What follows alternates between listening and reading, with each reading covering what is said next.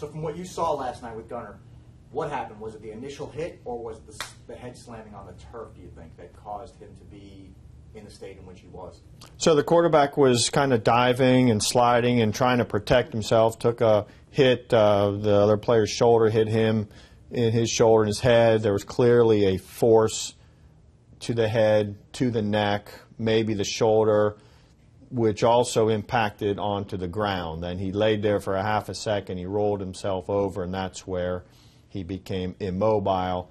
And that's where the medical team got active right away. What caused him to be immobile? Because, I mean, did you for any second think that he was severely compromised?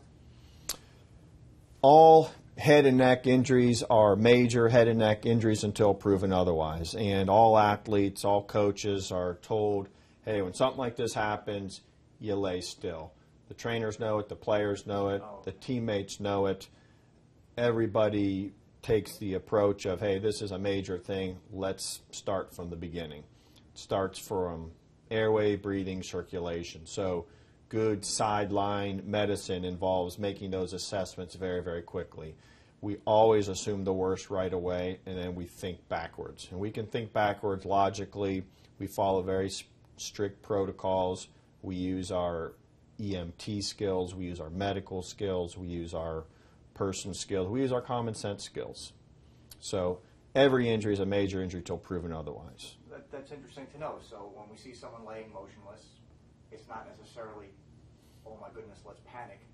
He's been told, don't move. Correct. So that's good. That's good to know for future. You know, last week in the Battle for the Bell game, he took a big shot, left the game with a neck injury, head injury. I know there's a strict protocol, but would it have behooved him to maybe hold him out an extra week? Or is it just not, you didn't examine him, so you just don't know enough to answer that? So the typical protocol we use, whether it's a little kid playing soccer or an adult playing backyard football or the college or whatever, we start from the beginning. We do our assessments, you know, airway, breathing, circulation, mental status exam. We can figure that out on the sideline. We can figure it out in the training room. And then we follow people over the course of hours or days. And we can watch improvements. We see it in how they feel. We see it in how they're thinking. We see it in how they're performing in school. We see how they behave among their peers. And we can make some true medical assessments of whether an injury is over and done with or not, including head injuries, including neck injuries. And most likely, this athlete passed every single test we have, and we've got a lot of them, and the UC staff probably uses the same ones I use.